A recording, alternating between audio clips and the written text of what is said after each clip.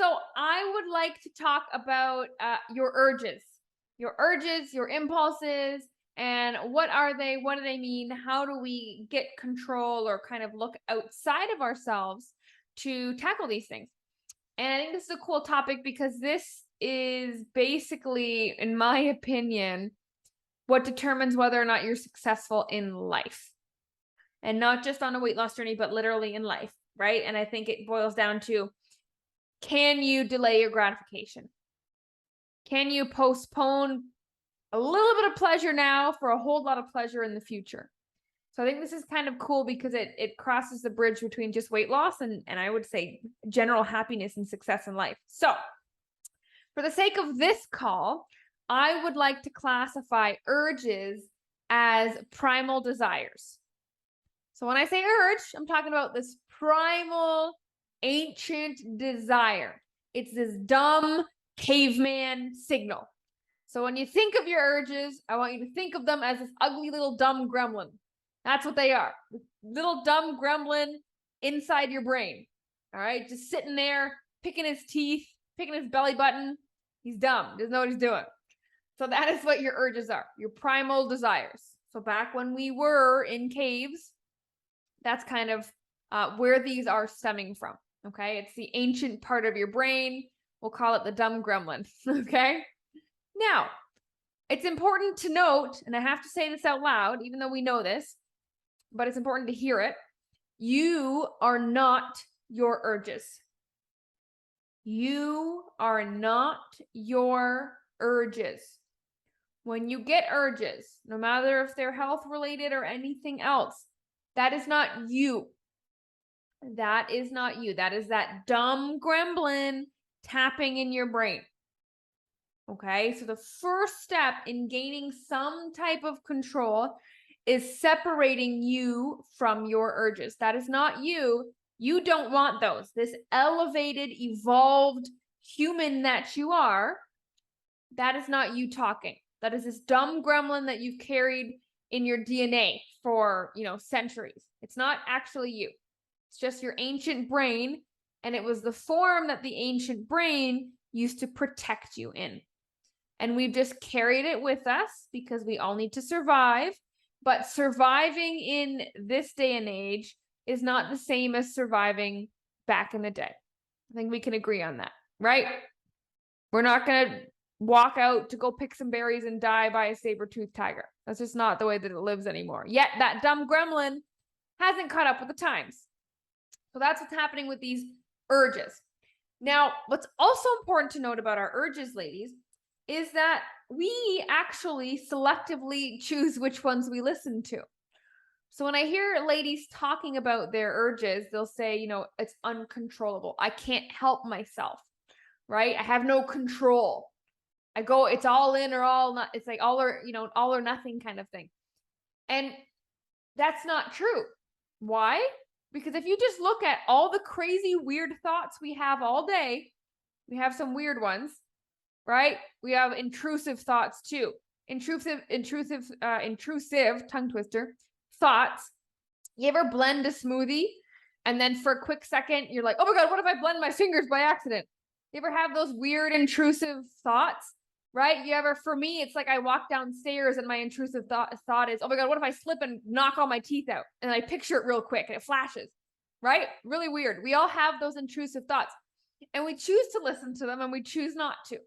So there is evidence and there's proof in your past that these urges you've actually overcome before, and you're actually just choosing which ones you truly want to follow and which ones you don't.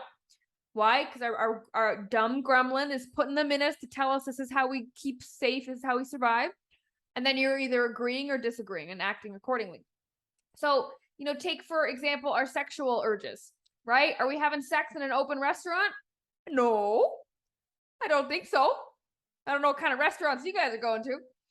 But you know what? Sometimes we get urges, obviously not that extreme, but you get my point. Our sexual urges are under control. We wouldn't act that way.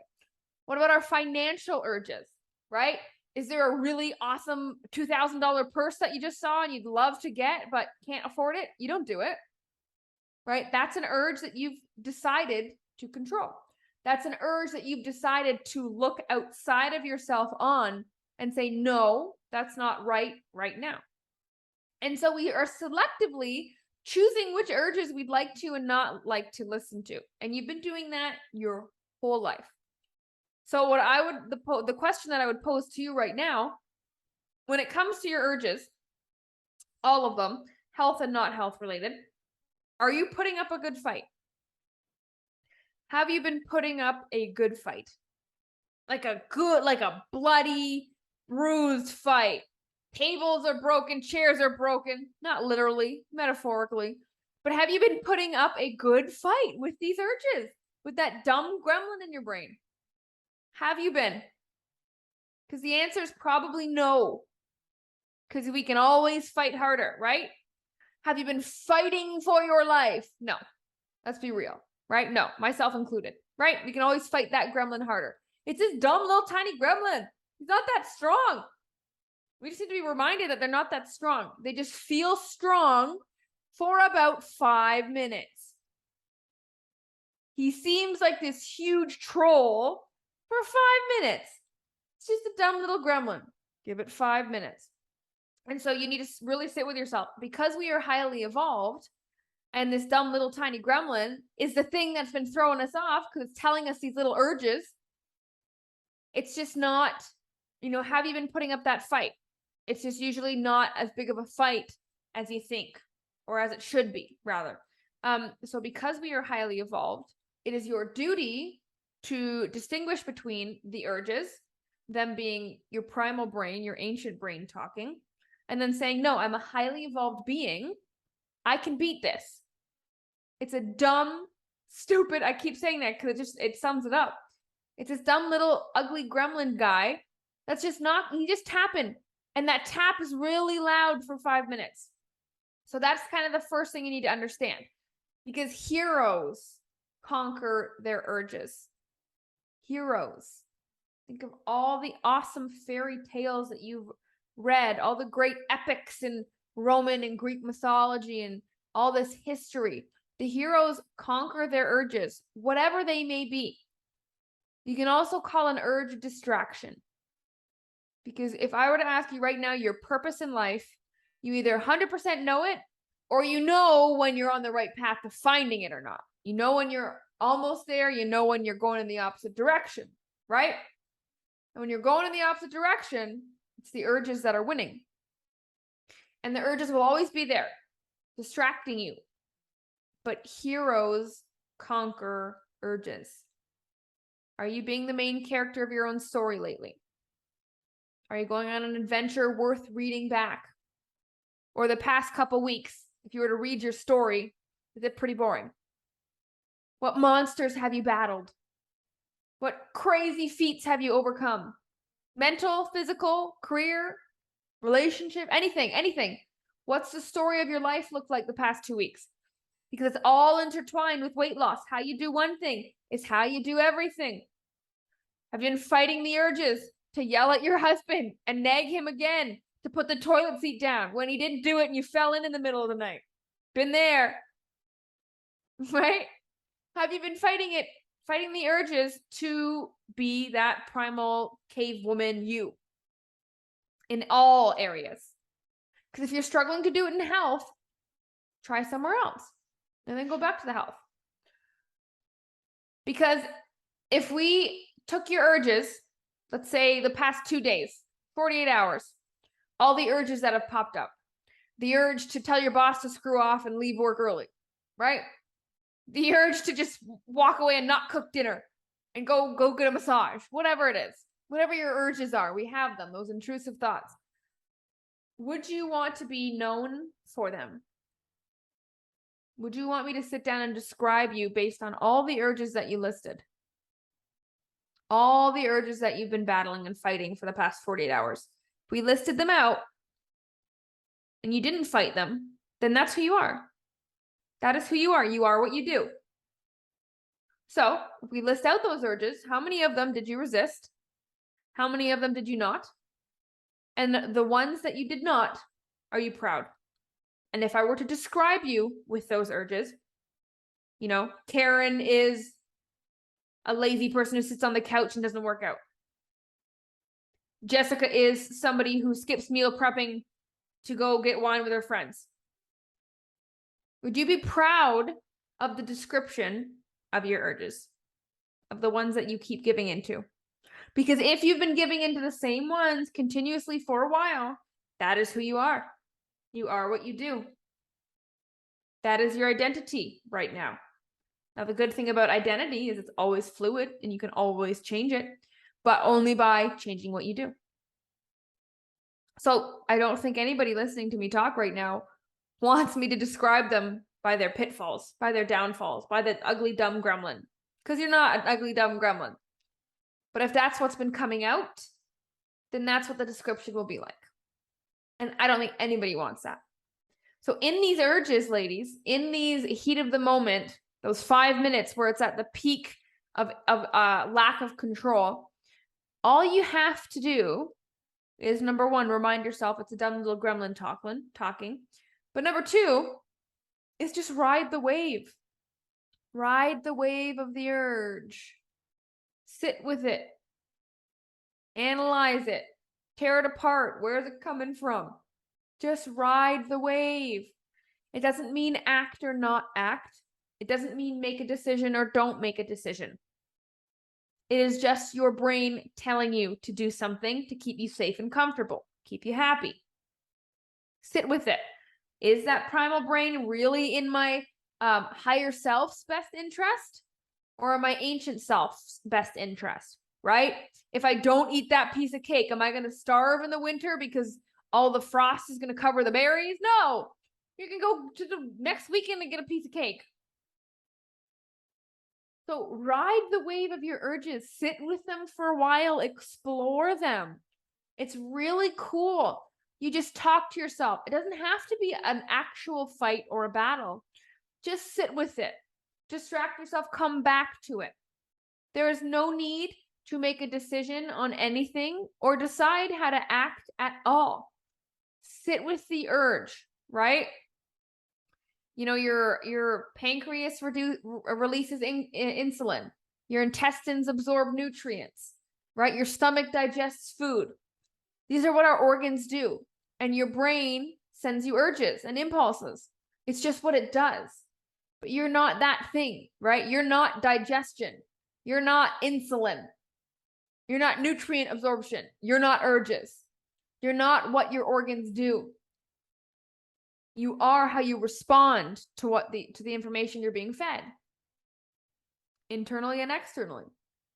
And so really change your language around these urges, right? Because you can control them. They don't have a mind of their own, and you can help yourself. You're not going to give that dumb, ugly, we'll call it Gollum. You're not going to give Gollum the power. What are you doing? You could totally fight Gollum. You are so strong. You are so strong. You've been through so much. Gollum is not going to be the reason that you don't reach your goals. But it's been that reason. So check yourself. Put up a better fight. And just chill. The person who wins the fight is the one who enters the fight with a level head. Right? Normally, you are entering the fight with emotions. There's no level head, right? When you get those urges to eat, urges to snack, urges to stay on the couch, urges to sleep in, we make those decisions in the heat of the moment. Become level-headed, become clear. You're not a cave woman anymore. And you are stronger than Gollum. 100%. So don't let anybody walk in your mind with dirty feet, including yourself. Do not let anybody walk in your mind with dirty feet. And that includes yourself. Now, those urges aren't necessarily dirty or negative. They just are. It's what you do with them. What have you been choosing to do with them? It is a choice. You don't have to say, what am I going to follow this urge? You say, what am I going to do with this urge? What am I going to do with it? Not how am I going to act? What am I going to do with it? Where am I going to put it? Start there. It's not give in or don't give in. It's not black and white. Just sit in the gray area. What am I going to do with it? And breathe, collect your thoughts, and then make a decision with whatever you want. Even if the decision is still to give in to the urge. You have to at least put up a different kind of fight than what you've been doing. And over time, you will become so strong, it's not even a fight. It's just a flick. You can flick Gollum off your shoulder. Really. Sounds silly, but it's true. Because unfortunately, we usually fail and screw up so much and repeat patterns so much that we don't even try anymore. Because we already feel defeated. Because we don't think we can win. I guarantee one way you will always lose, and that is to not put up the fight. And if you do put up a fight, a different fight than what you're used to, not that internal battle of do it, don't do it, I shouldn't, but reward myself. You know, oh, one bite won't hurt. Oh, but let me celebrate. Oh, I'm never going to get this. It's Christmas. I'm never going to get my grandmother's shortbread again. Or you could ask her for the recipe and then make it next week. Right? Different battle. Put up a different, smarter fight. You've been fighting. Maybe you have been fighting. But put up a smarter fight, a calmer fight, a longer fight, a longer, less intense fight. Doesn't need to be super intense right away. Wait those 5 minutes and then have a longer, less intense fight. And the chances of you winning are way higher. Or at least making yourself proud, which is a win anyway. Making yourself proud in terms of I did something different. I was better this time around than last. And that's kind of all we're hoping for here. Just be better. Be smarter. You want to flick Gollum one day. And I'm sure you've experienced that in some areas, maybe not in your health yet, or maybe sometimes in your health. But there's other things that you can flick away. You get those silly urges for 2 seconds, you flick them away. You brush them right off, right? They're there. And that's only because you practice it there. You can do the same thing with your cravings and things like that. Really, really and truly. It's just we've been fighting in a way that is just too intense to keep going for very long. That's all. And the person who lasts the longest is the one who wins the fight. So you'll never lose as long as you don't stop trying, as long as you don't stop playing the game. So don't count yourself out before you've even tried a new way of doing things. That would be my message for you today, ladies. So with that, identify what your Gollum does when it comes to your health and weight loss. And just sit with it and realize, hey, the next time it happens, it's going to happen, right? We can't avoid it. Next time it happens, just sit for a second. Sit for a second, collect yourself, do some stretches, warm up those punching hands, and then get into this fight. That's it. It's not that hard. It's hard when you say it's hard. It's hard when you label things as hard. Saying it's hard out loud definitely ain't going to help. So start there. All right, ladies. So thank you for joining me. You will never look at Lord of the Rings the same again.